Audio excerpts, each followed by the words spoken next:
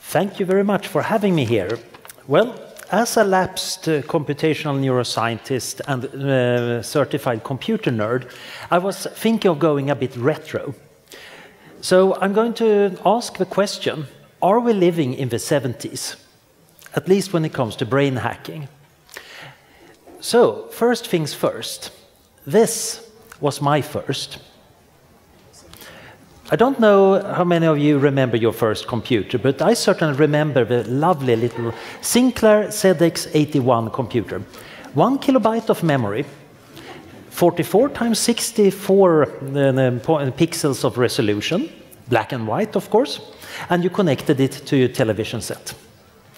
If you actually wanted to save your program, you attached a cassette tape player and recorded it. This was a lovely computer to play around with back in the 80s, and of course I like to claim that kids of today, they don't know how good they have it. They have megabytes, even gigabytes to play around with. We have more screen area than they know what to do with. I had to think carefully about my code because it was running so slow. And I needed to stop actually programming at about 5 o'clock, because at that point Swedish state television started broadcasting, and I got interference patterns on my parents' television set. However, to some of the younger people around here, I might sound like an ancient fossil, but this was by no means the first home microcomputer.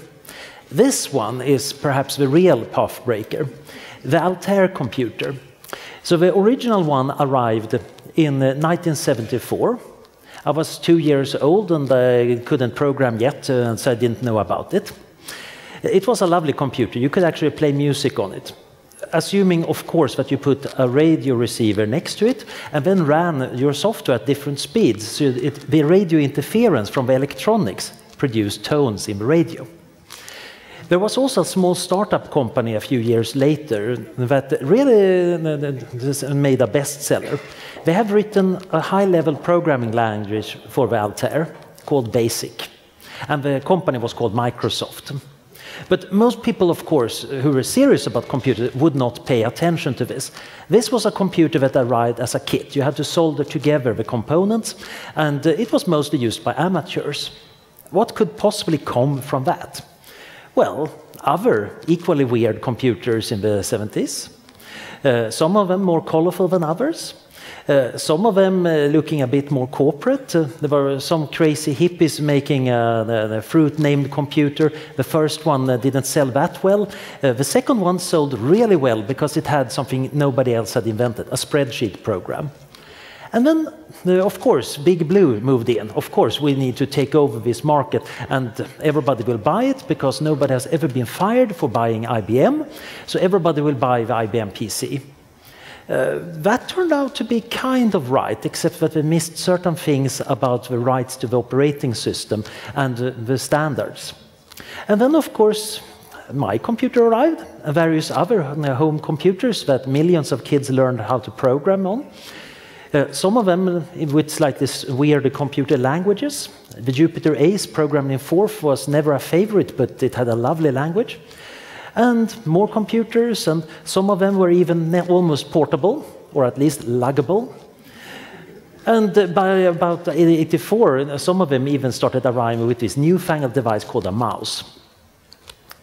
So the interesting thing that happened through this history is this enormous diversity of computers. Although at the end, they all tend to be beige or white boxes. It's very clear that we have an enormous diversity. A lot of companies and upstarts trying very different things. And of course, the news media at the time, at least in the 80s when people actually started paying attention, also started to notice that, wait a minute, there are some things happening here. There seemed to be some people making money from selling these small things.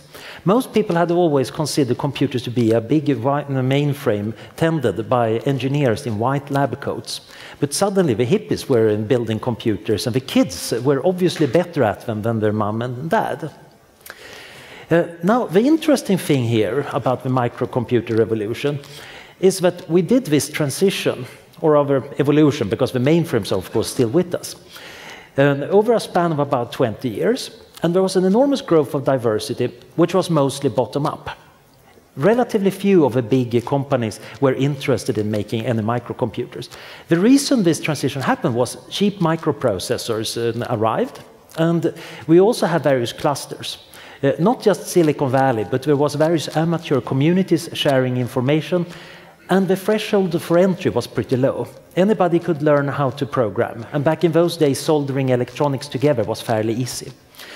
And what happened was, at least a generation was exposed to this technology, which led to a rather firm acceptance. You're not afraid of something you played around with as a kid.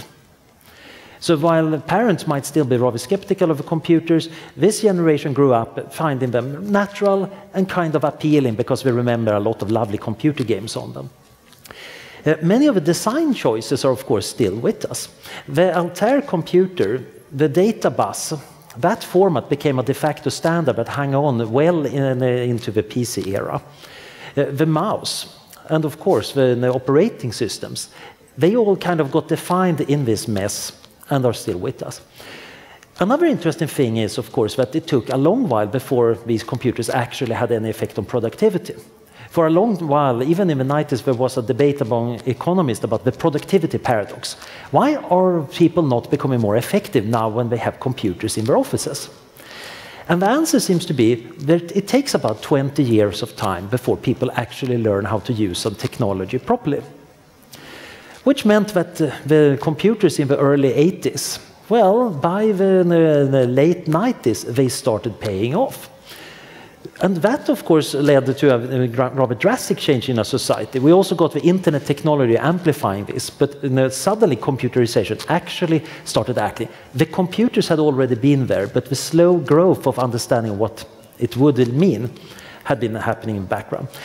Now, my thesis is that this might be happening for other technologies too. So, being at Oxford, I had this humbling experience of coming from an environment where I was usually the smartest person around to finding that I was one of the dumbest. And then I was relieved to realize that even the genius professors around quite often do very stupid things. In fact, high intelligence doesn't stop you from doing stupid things. You just do more clever, stupid things. Now, the big problem is, of course, our big brains has allowed us to dominate this planet. It's not because we're strong or fast that we can determine what happens with the ecosystem. It's because we're smart. And we might wish to be smarter, of course, about handling our environment. We might be smarter to handling our complicated technological environment, because many of those computers, for example, suddenly made it much faster, much more complex, much more abstract. And our brains are still rather well tuned to living in small bands on the African savanna. So that leads to an interesting demand that has been going on for a long time. Could we make ourselves smarter? And people have been trying a lot of methods. So there are external software and hardware implementations. One classic external hardware tool is, of course, writing. Pen and paper, still very hard to beat. It allows you to transmit your ideas to future generations, to people far away, or even to yourself next morning when you're reading your notes. But we can also create software, of course, running in the computers, helping us offload our minds. We can also internalize software. During the Renaissance, people developed amazing memory systems that can allow anybody in this room to memorize an entire phone book if you just cared enough to learn the system. Most of us don't care to spend a lot of time and effort in learning to memorize phone books, but our brains are fully capable of doing it.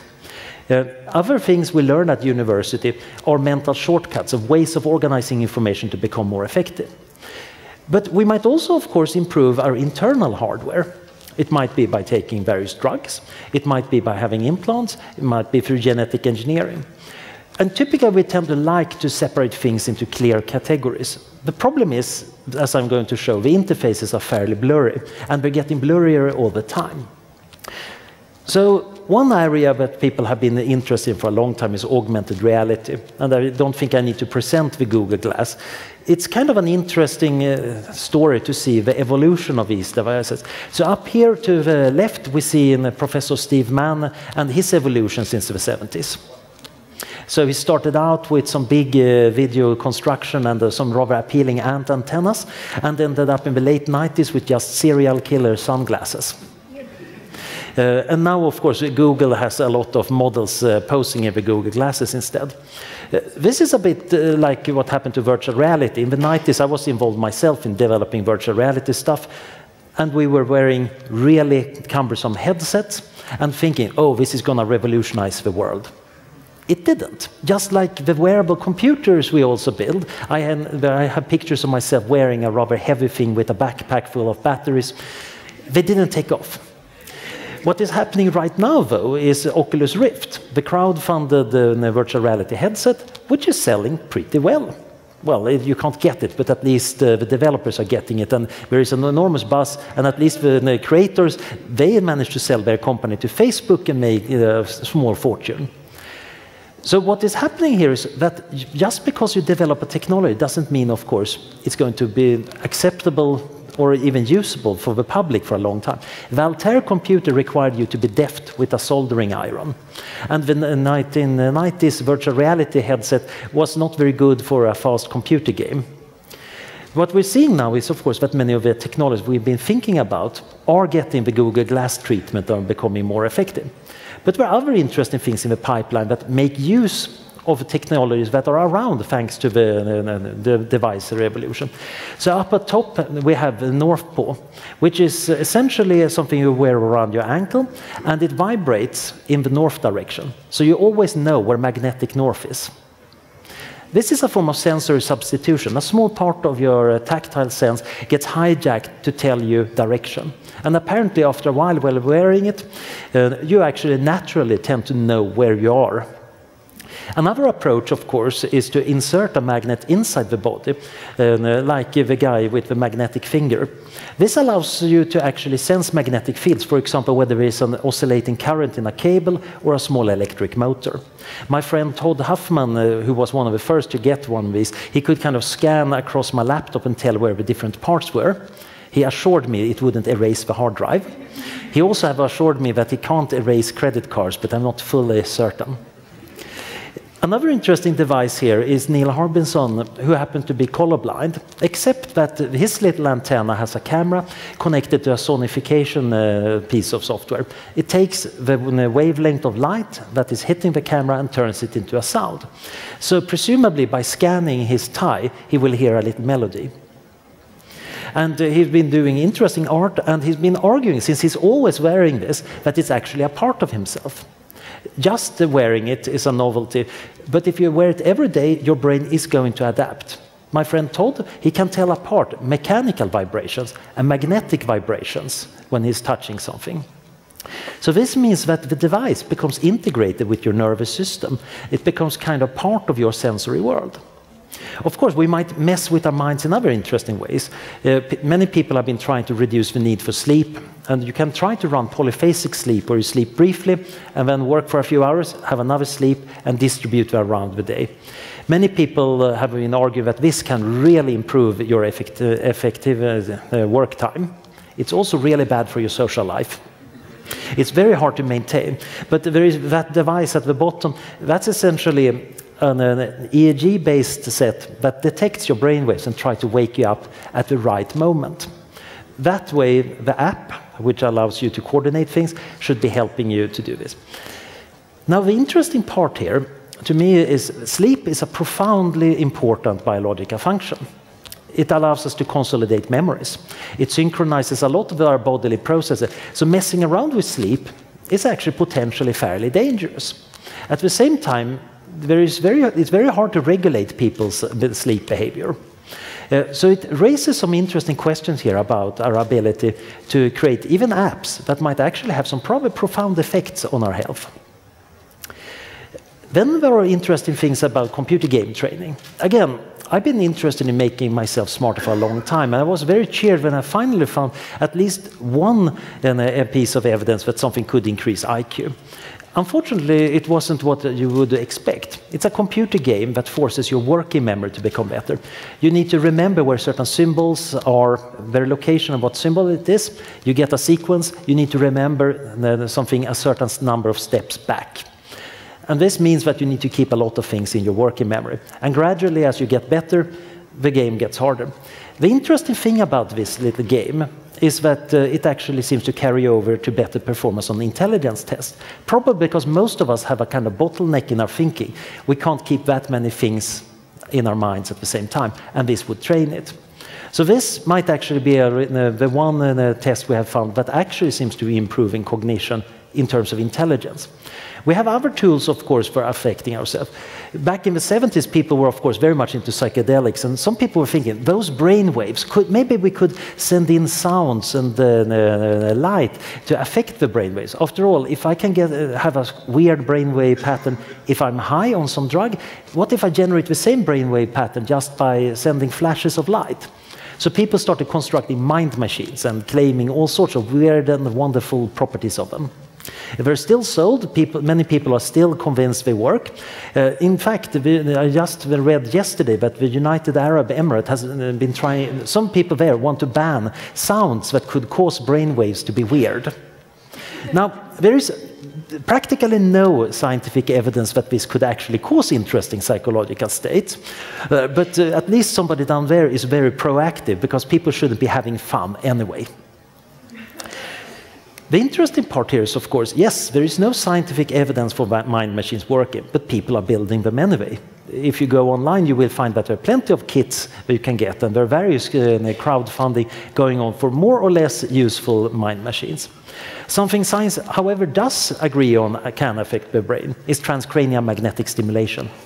So this consists of wiggling a magnetic field to induce currents in the cortex.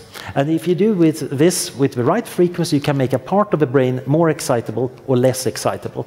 And if you do this on the right part of the brain, you can have various interesting effects.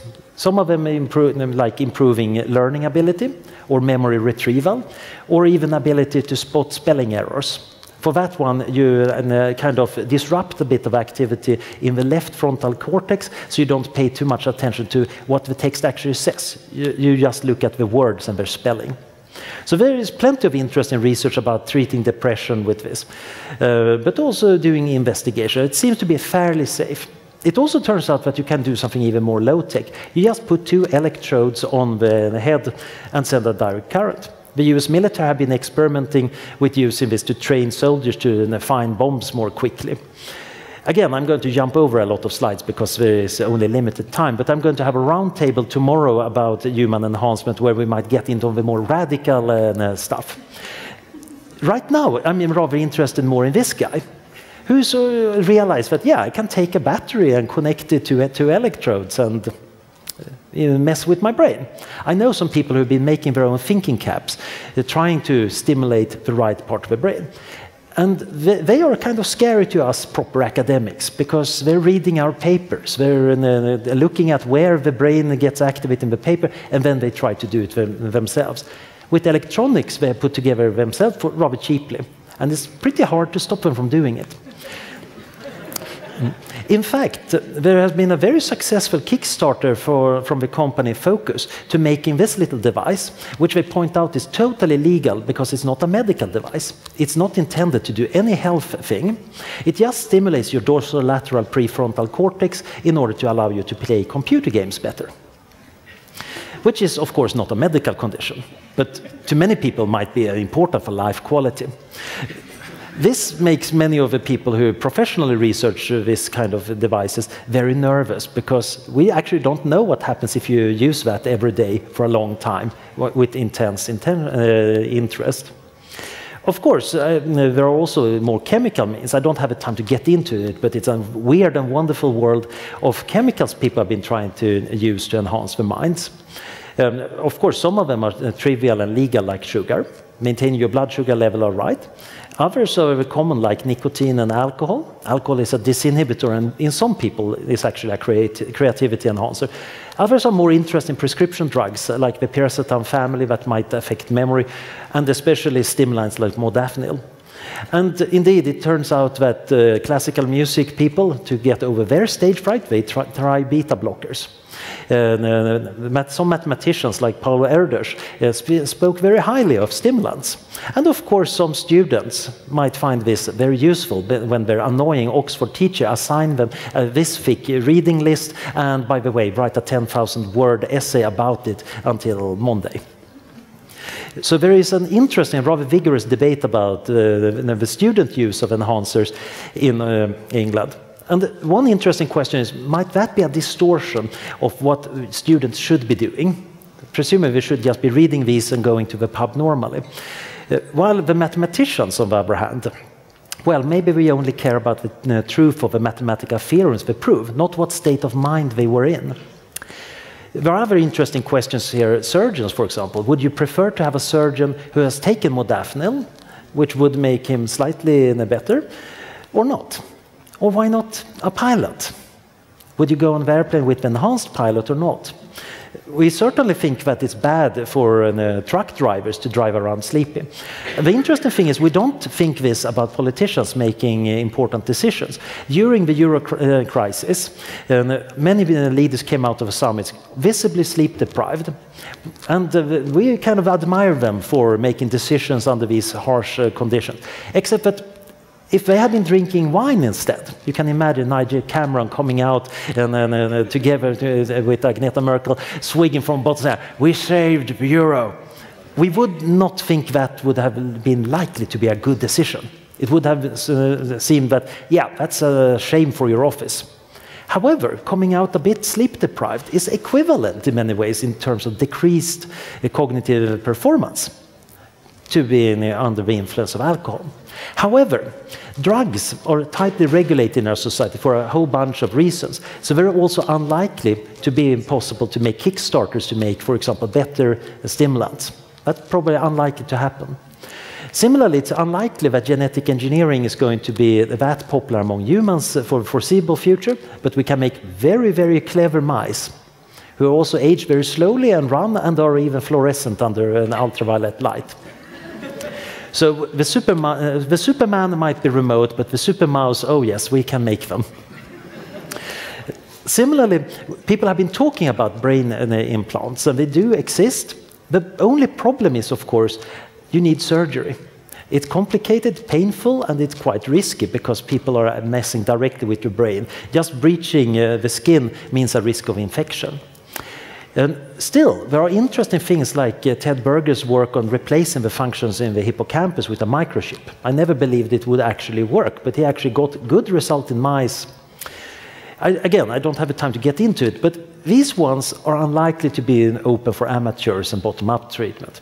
Others, however, other interfaces of the brain are much more easy to deal with, especially when they're non-invasive. So the electroencephalogram, the EEG, where you measure the brain activity, only gives you a kind of average. But you can set up a feedback system. You can make a computer game where if your brain activity looks relaxed, things go better. If you're too tense, well, now things will go worse. And people have been experimenting this, indeed, as a non-drug therapy option. Whether this actually directly treats, for example, kids with ADHD, or whether playing a computer game and just being forced to focus for half an hour is what is healthy, we don't know yet. But people are investigating it. It looks pretty promising. The most interesting thing to me is, however, when you look at, for example, companies like NeuroSky, who are trying to sell us their EEG device, their consumer EEG device, they have these ideas for how you could integrate them in computer games. This is important because computer games are thousands of times more exciting than anything psychologists come up with when they try their ADHD therapy game. So, for example, you can imagine that superhero game where you either are a good guy and you need to be in a meditative trance, or you're a bad guy, so the more angry you are, the better it goes. Or you can come up with things like if you don't pay attention to the enemy, he can't see you. You can do all sorts of exciting things. These games don't exist yet. These are kind of concept art they're trying to entice game designers to do. But the interesting part is, of course, World of Warcraft has a horrible user interface. Yet millions of people play it very, very well because it's an exciting game and people can learn a complex user interface. In fact, game designers are good at designing something that's appealing, that make you want to play and use it. These devices, on the other hand, might allow you to monitor motivational states, which might be rather useful for the game devices, and allow even stronger feedback loops. So here we have a mixing, perhaps, between medicine and gaming, which might make some medical authorities a bit confused about whether we can regulate it or not. People are also playing around with the EEG-controlled Google Glass, Think It, and you take a photo of it, or even a brain-controlled little drone. I think these are examples of singing dogs. If you encounter a singing dog, you don't care whether it's singing beautifully or not. It's the fact that it is a singing dog. You can do something exciting. These are just like the microcomputers in the 70s. You're not going to take great pictures with that EEG-controlled Google Glass. That's not the point. It's something you can play around with. And people are going to build on it, because we're seeing platforms that we can build on top of this. So I believe that we're seeing now that neurotechnologies are moving away from the hospital into home and lifestyle. And people are making lots of crazy innovations, most of which will totally fail and will be forgotten, only to have some 40-something, 20 years down the line going on about them in nostalgia. Why is this happening? Partially because we have a lot of science and technology enabling it. We have learned a fair bit about the brain. We also got very cheap, very powerful signal processing in our gadgets and devices, which are also very good at networking. We have also created an infrastructure about sharing, crowdsourcing, and crowdfunding new projects. Many of the most interesting things are happening in the lightly regulated areas. While there might be basement labs brewing up interesting drugs, they are much more constrained than the people actually making total open crowdfunding of some brain-controlled devices. It also means that the traditional monopolies of treatment and monitoring the brain and body are going to be in interesting trouble. And I think this links in very much with the move towards individualized health we're seeing across the Western world. And I think we're, in the long run, going to see a pretty enhanced society. So it's pretty obvious, of course, that traditional business disruption. Microsoft shows IBM that operating systems matter. Apple demonstrates to the music industry that actually, if you have a really good platform, you can blow a business model out of the water. 23andMe demonstrates to FDA and the medical profession that, yeah, it's pretty hard to prevent people from learning their genetic code, even if your rules say that only doctors are allowed to make a genetic scan. And of course, we can consider what happens when drugs become services, which is actually not a too strange idea. After all, we know more and more that the body reacts to drugs in a highly individual way. The idea of personalized medicine has been thrown around a lot. It has also been rather hard to get it to work well, because we are too individual. One way of getting it to work better is actually to have devices that monitor you while you're taking the drug and gather data, and you do a fine-tuning. Now, this would be a very different way of using drugs than the current one, which is you get a pill prescribed and you take it dutifully, and hopefully things get better. This would mean that there would be people involved in monitoring your health. People would be involved in the various interesting interactions and fine-tuning, including, of course, data gathering and citizen science, and questions about big data. If I'm taking a bundle of drugs and I just log all my biometric information together with others, we have a pool of data of people living realistic lives, which are probably going to contain a lot of very useful information. Unfortunately, the quality is also going to be rather messy. Not all of it is going to be complete. Some of us are going to leave out certain pieces of the data. Finding a good way of mining that is going to be both a very interesting statistic, computational, and ethical problem.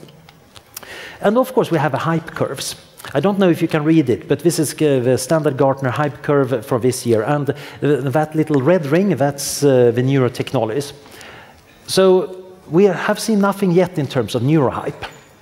We have kind of seen a lot of newspaper, of course, showing nice brain scans with something lit up, telling us that, oh, that's the brain center for love or disgust or politics. However, what is happening right now is that this is slowly moving up towards the peak. And of course, what actually matters is what happens in 20 years when we reach the plateau, when actually the neurohype has gone down.